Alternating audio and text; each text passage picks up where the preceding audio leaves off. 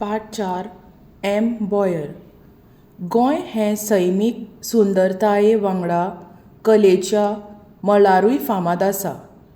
नाटक आनी संगिताच्या मळार गोंयकारांनी संवसारभर नामना जोडल्या. नाट्य परंपरा आशिल्ल्या गोंयांत गितां, कांतारां आनी अभिनयांतल्यान लोकांचें मनोरंजन करपाची देख आमकां मेळटा.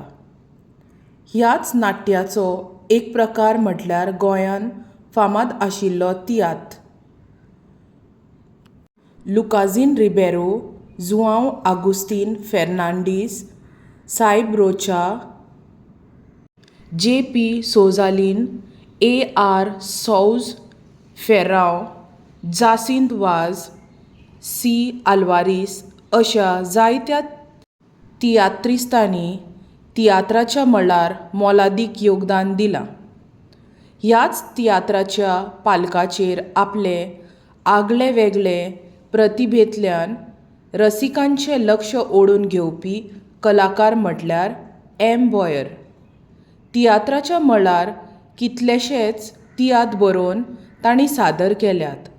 साबार कांतारां रचून आनी स्वता गावन तियात्राची वळख संवसाराक करून दिल्या. तातूंतल्यानच कोंकणी भाशेचें आनी संस्कृतायेचें दायज मुखार व्हेलां.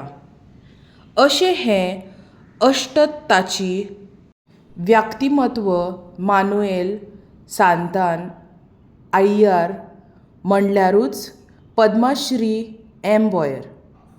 रसिकांक आपल्या रसाळ उतरांनी आनी मोवाळ सुरांनी एम. बॉयर खिळोवन दवरतालो. हो कलाकार आपले खाशेले धाटणेन कॉमेडी करून कांतारांक नव्यो नव्यो चाली दितालो आनी प्रेक्षकांची मनां धादोशी करतालो. एम. बॉयर हाचो जल्म 11 ऑक्टोबर 1930 ह्या दिसा मडकय फोंडें जालो. ताचें मुळावें शिक्षण मडगांवां जालें. मॅट्रीक मेरेनच शिकप तांणी मडगांवच्या होली स्पिरीट हायस्कुलांतल्यान पुराय केलें. शाळेंत शिकतनाच तो तियात्रांत वांटो घेतालो. ताका तियात्राचो उपाट मोग आशिल्लो. खंयचेय परिस्थितींत तियात्रांत नाचूंकच जाय म्हणून तो धडपडटालो. तियात्रांत काम करपाक आपलें नांव बदलून ताणें तियात्र माचये वयलो वावर चालूच दवरलो.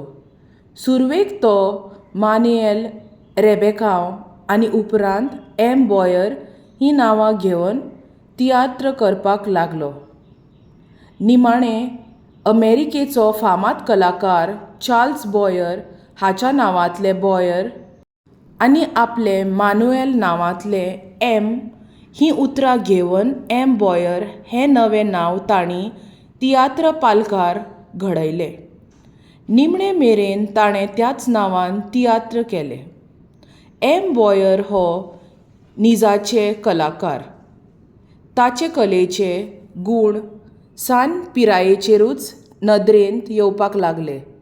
16 वर्सांचे आसतनाच तांणी रिणकारी ह्या तियात्रा वरवीं पालखार पयलें पावल दवरलें.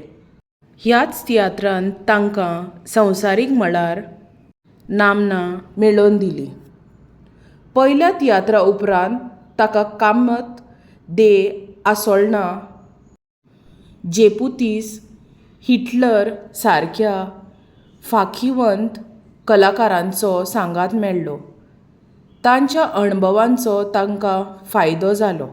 मागीर एम. बॉयर हें नांव आयकना फुडें तियात्र मोग्यां मदीं एक वेगळीच उमेद निर्माण जावपाक लागली. ताचे पांय आनी काळजां तालासुरार धोलूंक लागलीं. दुखेस्त आनी कश्टकरी समाजाच्या मुखामळार हांसो फुलपाक लागलो. एम. बॉयराच्या गितांची भास सामकी सोंपी आनी भौसाची आसली. तांचो आशय बापूय पूत, आवय धूव, सासमाय सुने विशीं तशेंच माजर, सुणो, कोंबडी, बोकडी हांचे भोंवतणी आसलो. जण एकल्याक ती आपणे जिणे कडेन संबंदीत आसा अशें दिसतालें.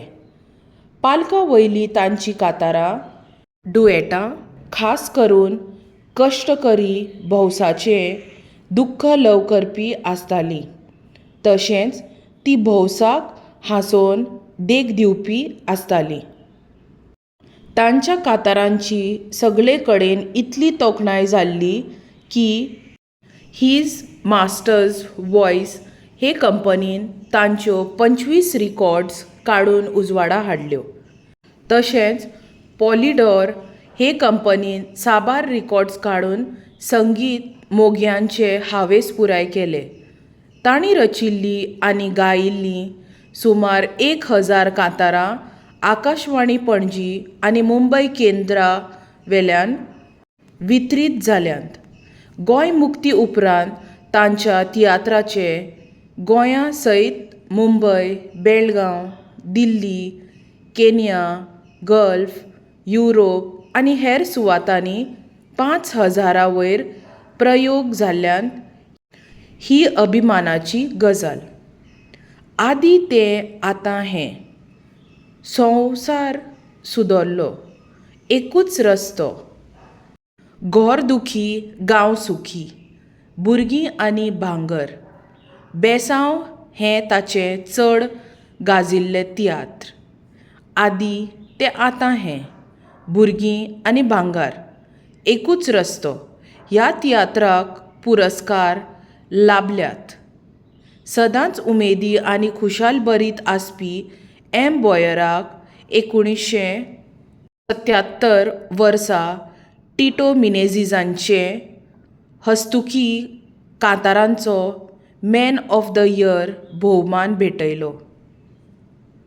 1995 वर्सा तांकां भारताचे तत्कालीन राष्ट्रपती डॉ.